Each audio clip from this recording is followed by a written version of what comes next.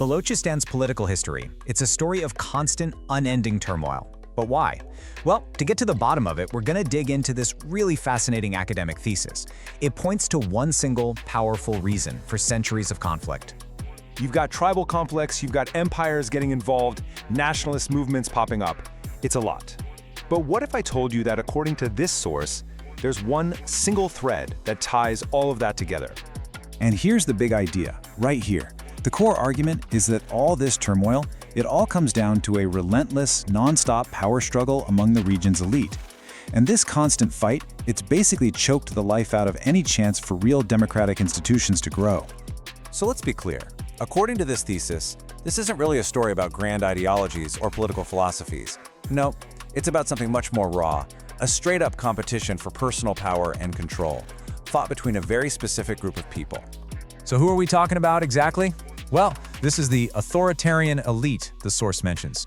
Think of the big landowners, the traditional tribal chiefs, and the wealthy city folks. For them, politics was the main event, a constant race to grab power and, maybe even more importantly, to hold on to it for dear life.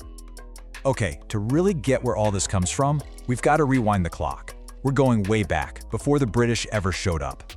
Back then, power in Balochistan really revolved around two main figures: the Khans and the powerful tribal chieftains, the Sardars. Just look at this map. It gives you a sense of the sheer scale of the Khanate of Kalat, especially under its most powerful ruler, Nasir Khan I. We're talking the late 1700s here. He managed to pull this huge territory together into a kind of confederacy. And for a little while, just a brief moment in time, Balochistan had this strong central leader. But, and this is a huge but, the Khan wasn't the only game in town. Not by a long shot.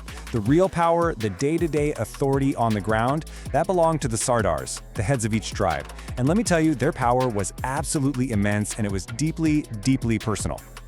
I mean, we're talking nearly absolute power here. The Sardar was the judge, jury, and executioner, basically. He collected tributes, he could demand unpaid labor, you name it. Within his patch of land, his word was law. The source nails it when it calls them undisputed masters in their fiefdoms. This created a whole system where your loyalty wasn't to some abstract state or institution, it was to a person. And right there, that's the fatal flaw in the system. The whole unity of the Khanate hinged on the personal strength of one guy. So what happens when that guy is gone? Well, once Nasir Khan died, the whole thing he built just fractured. It fell apart as all the different Sardars and other wannabe rulers started scrambling for power. And that left a huge power vacuum. Now, into this chaotic power vacuum steps a brand new player. And this one is a real heavyweight, the British Empire. And they didn't just join the fight, they completely changed the rules of the game. They rewrote the entire playbook for how power worked in Balochistan. See, for the British, Balochistan was all about strategy.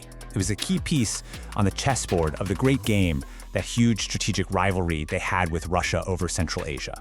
Their main goal wasn't to actually govern the Baloch people.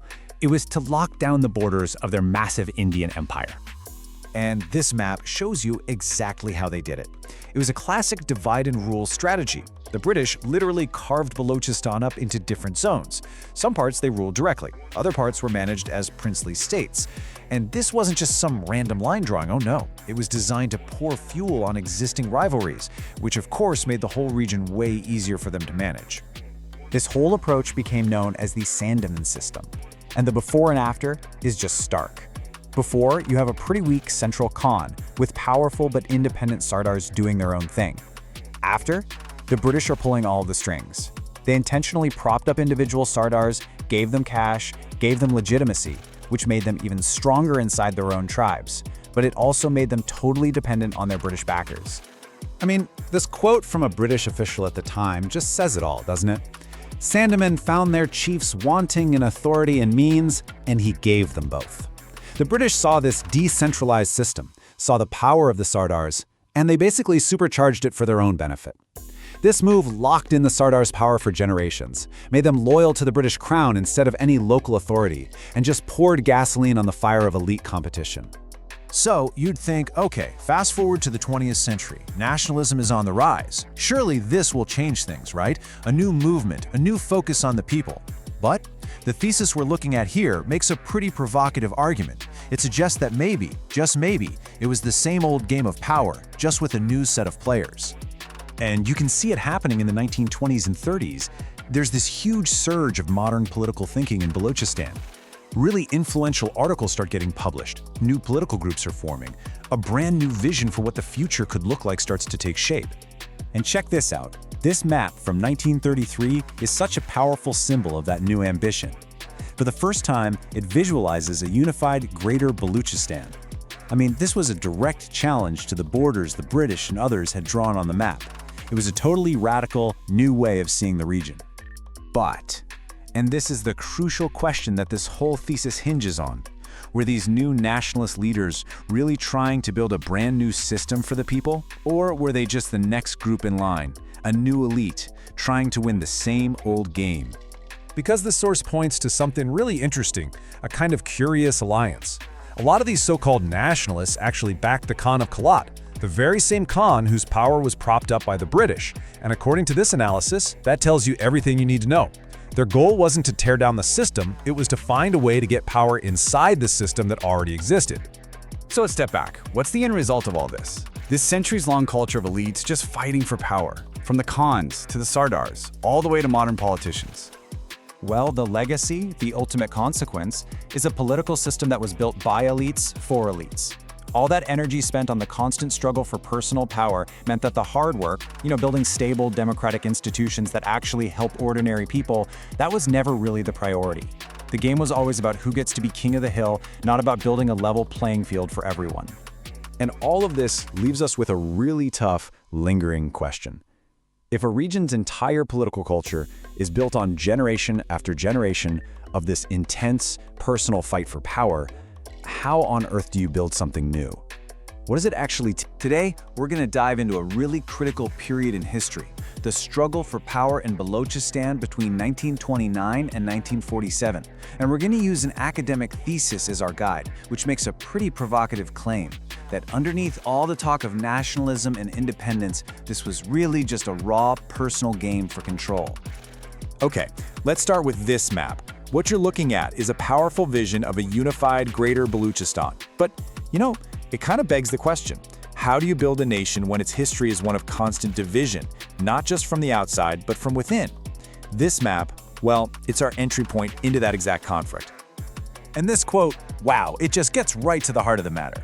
The argument here is that for all the lofty talk about ideology, the political movements of this era didn't actually bring reform for the people. Instead, they just propped up a system that benefited a powerful elite. The local chiefs, the Sardars and Nawabs. So let's frame this whole story as a game, a really high-stakes game for control, where the real prize wasn't the public good, but personal and family power. And this relentless power struggle, it had serious consequences. For almost 20 years, while the rest of the subcontinent was just buzzing with political change, Balochistan's own development was kind of stunted. Democratic institutions, they just couldn't take root. The focus was always on controlling the system, not making it better for everyone. So, how did this whole game even get started? Well, to understand that, we need to go back and look at how the British set the board. See, they didn't just walk into this power struggle. In a lot of ways, they actually created the rules. The British motivation was crystal clear and totally strategic. This was the era of the Great Game against Russia. And for them, Balochistan wasn't a place to develop, it was a buffer zone, a frontier they had to secure, and they do it at any price.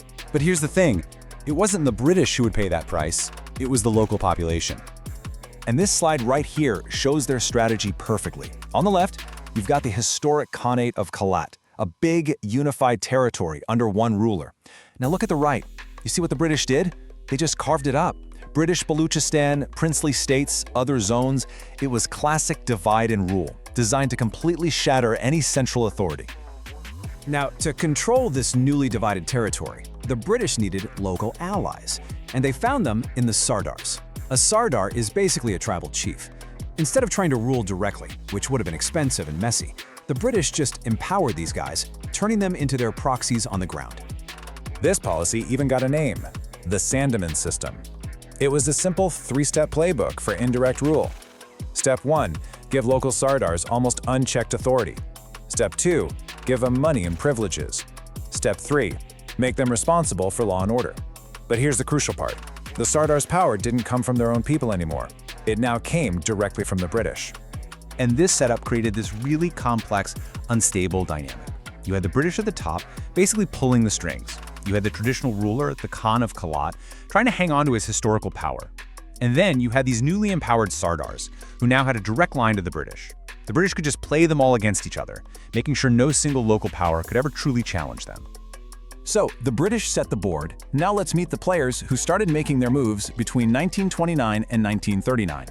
The analysis kind of breaks down the key competitors into three main groups. First, you've got the Khan of Kalat, the traditional monarch trying to get his authority back.